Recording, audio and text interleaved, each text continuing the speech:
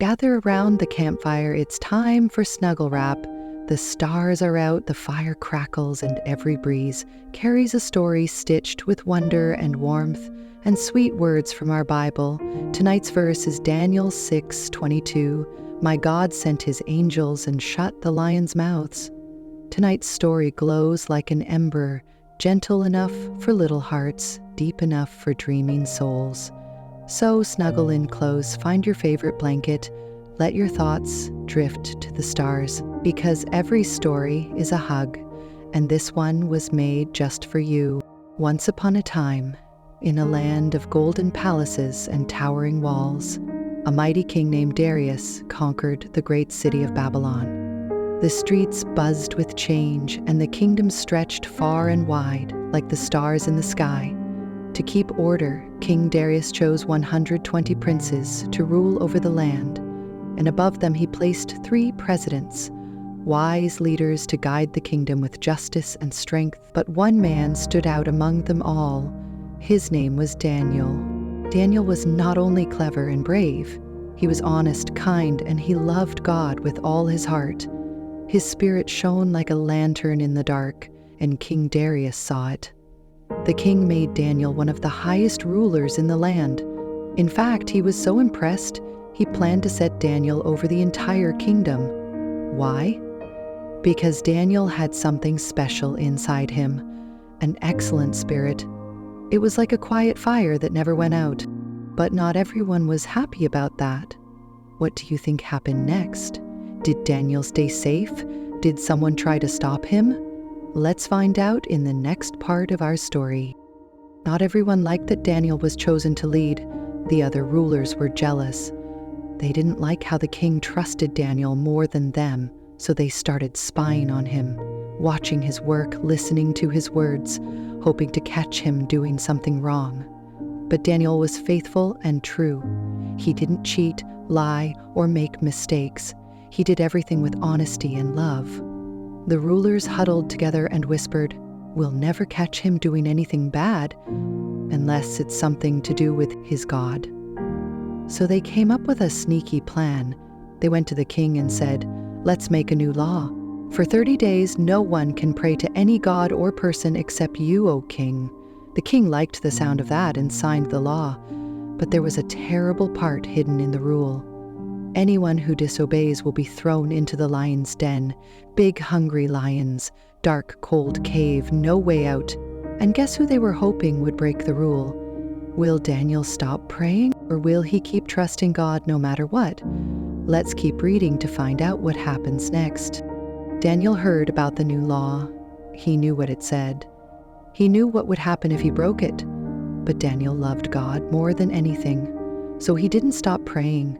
Morning, noon, and night, 3 times a day, Daniel knelt by his window.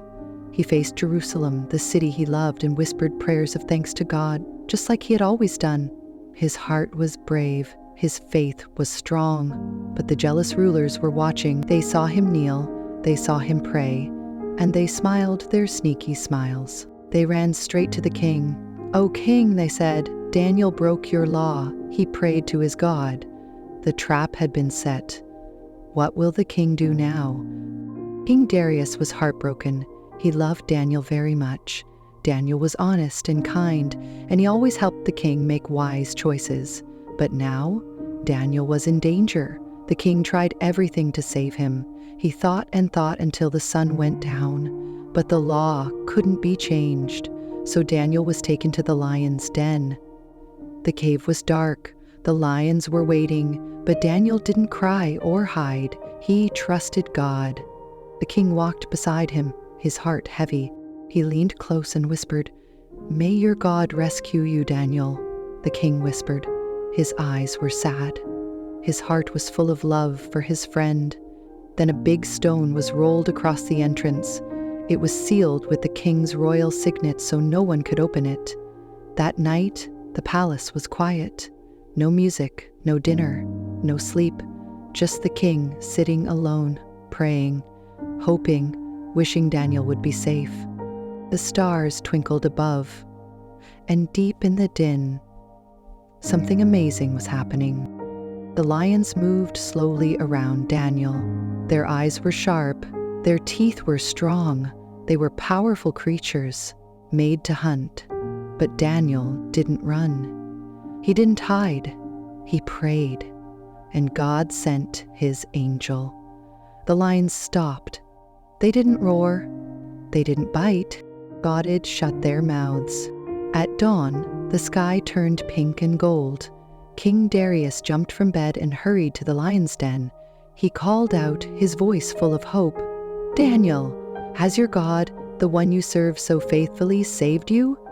For a moment there was silence. Then from the shadows came a voice, "O King, live forever. My God sent his angel to shut the lions' mouths. They didn't hurt me at all. I am unharmed because I trusted in him." The king was overjoyed. He ordered the stone to be rolled away. Daniel was lifted from the den, safe and sound, not a scratch on him, not even a tear in his robe, because he had trusted in God. But the men who had tried to trap Daniel, they were punished. King Darius gave a command, and they were thrown into the lion's den instead. This time, the lions did not stay quiet. Then, King Darius made a new law. Everyone must honor the God of Daniel, for he is the living God forever and true. He rescues and saves. He performs signs and wonders in heaven and on earth. He delivered Daniel from the power of the lions. And from that day on, the story of Daniel spread far and wide, a story of courage, faith, and a God who shuts the mouths of lions. All right, campers, that was the story of Daniel, the wise one, the faithful one, the one who prayed. The lions could not harm him because God was with him in the dark, just like when Jesus entered the tomb. God's light broke through, so now no tomb, no fear, no lion can ever keep us from his love. So tonight, under this starry sky, snuggled in your blankets, remember this: when you feel afraid or alone or surrounded by trouble, God is near. He sends angels. He shuts the mouths of lions. Sleep gently, little ones. Jesus loves you. He listens when you pray. He watches over your heart, your hopes, your every little wonder. And when the morning comes, remember, you're never alone. God walks beside you wherever you go.